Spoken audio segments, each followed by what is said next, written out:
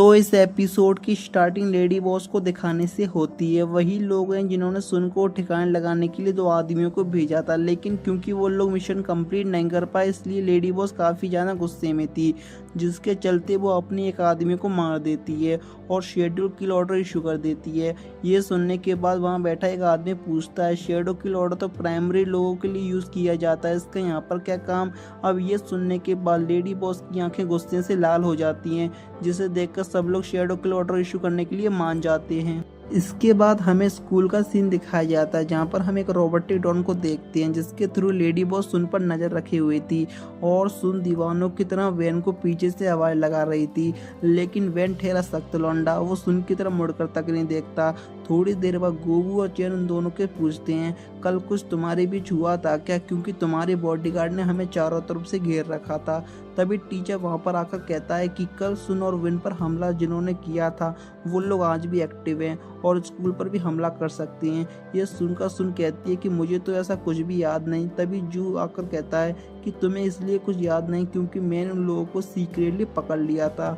यहाँ पर हमें फ्लैशबैक दिखाया जाता है जिसमें हमें पता चलता है कि वैन ने जू के ऊपर याददाश्त भुलाने वाला स्पेल यूज किया था और बस इतना ही याद रखने के लिए कहा था कि जू लोग सुन को मारने के लिए आए थे, जू ने उन्हें डिफेंड किया। अब प्रेजेंट में जू कहता है कि सुन की सुरक्षा के लिए उन्होंने स्कूल की सिक्योरिटी और भी बढ़ा दी है, साथ ही में वह उन लोगों को शेडो ऑर्गेनाइजेशन का शेडो किल ऑर्डर दिखाते हैं।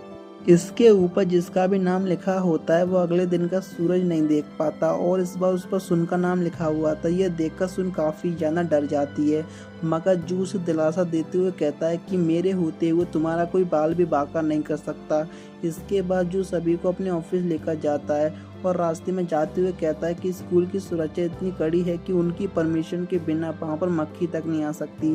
तभी वहाँ पर एक मक्खी आ जाती है जिसे देखकर जू के स्नैपों से मार गिराते हैं। हम देखते हैं कि ये वही रोबोटिक ड्रोन था जिसके थ्रू लेडी बॉस उन पर नज़र रखे हुए थी। अब लेडी बॉस ने उन लोगों की सारी बातें सुन ली थी, इसलिए वह तुरंत शेडो किल ऑर्डर को एग्जीक्यूट करने को कहती है। इसके चलते स्कूल की जमीन फाड़कर हैमरमैन बाहर निकलता है, जो कि काफ़ी आसानी से स्कूल में तैनात गार्डों को ठिकाने लगा रहा था। जैसे कि हम चाय में पड़ी मक्खी को निकालते हैं वैसे ही, और ये सब कुछ कैमरे के जरिए जू और टीचर देख रहे थे, जिसे देखकर टीचर वैन और सभी को कहते हैं कि जब तक जू और मैं यहाँ पर हैं तब तक तुम लोगों को कुछ भी नहीं होगा। लेकिन ये चारों वहाँ पर ऐसे बैठे हुए थे जैसे कि वहाँ पर पिकनिक बनाने आए हों। वो लोग ग्रुप में एक दूसरे के साथ चैटिंग कर रहे थे, तो टीचर उसी ग्रुप में मैसेज करके उन्हें सिचुएशन की गंभीरता को समझाता है। इसके बाद टीचर कॉरिडोर में तैनात रॉयल गार्ड को हमले के बारे में बताते हैं, जिस पर गार्ड एटीट्यूड में कहता है कि हम इलाइट गार्ड से हैं और कोई हम पर हमला करने की जरूरत भी नहीं करेगा। लेकिन तभी शेडो किल का सेकंड मेंबर गैसमैन उन पर टॉक्सिक गैस से हमला करता है, जिसे देखकर वो लोग वहां से भाग खड़े होते हैं। तभी कोई गैसमैन पर गोली चलाता है, लेकिन गैसमैन उससे काफ़ी आसानी से बच जाता है।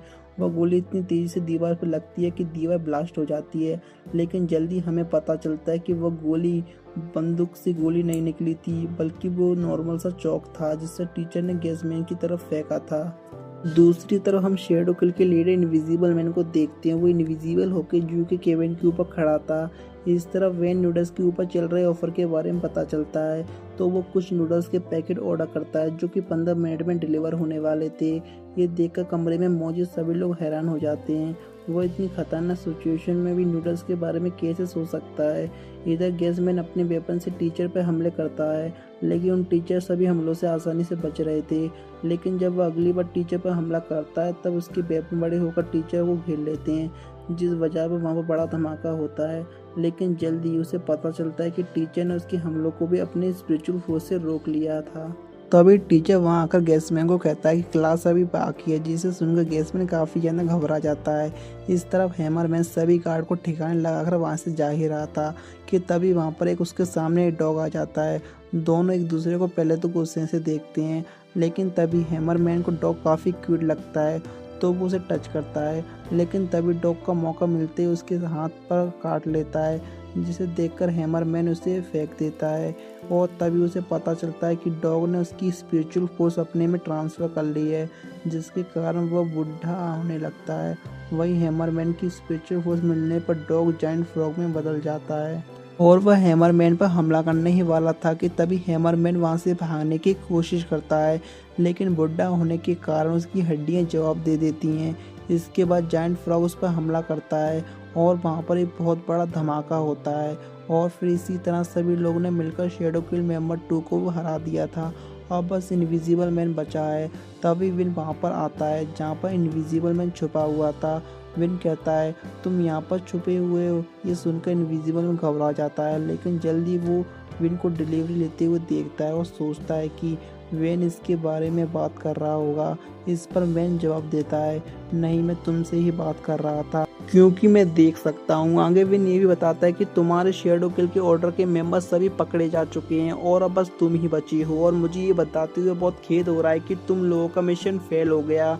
अब ये बात सुनकर इनविजिबल मैन को काफ़ी ज़्यादा गुस्सा आता है और वो अपनी सारी पावर का यूज़ करके वैन पर हमला करता है, जिससे बहुत बड़ा ब्लास्ट होता है, लेकिन इससे वैन को एक खरोच तक नहीं आती। यह देखकर इनविजिबल मैन हैरान रह जाता है, किसी की इतनी खतरनाक स्पिरिचुअल फोर्स कैसे हो सकती है। इसके बाद जू वहाँ पर आता है और विन उस पर याददाश्त बुलाने का स्पेल यूज करता है और कहता है कि सारे विलन को मैंने नहीं तुमने हराया है। इसके बाद सुन और चैन और गोबू वहाँ पर आते हैं। जू उन्हें बताता है कि मैं थोड़ा सा लेट हो गया क्योंकि वैन उनके हाथों जख्मी हो गया, और जिसे देखकर सभी लोग काफ़ी ज़्यादा घबरा जाते हैं, लेकिन हम ऑडियंस को पता है कि वो नाटक कर रहा है। अब इसके कुछ टाइम बाद न्यूज़ पर बताया जाता है कि जू ने अकेले ही शैडो किल ऑर्डर के सारे मेंबर को ठिकाने लगा दिया। और फिर इसी के साथ हमारा एपिसोड 5 भी ख़त्म हो जाता है। मिलते हैं नेक्स्ट एपिसोड में। Thank you for watching.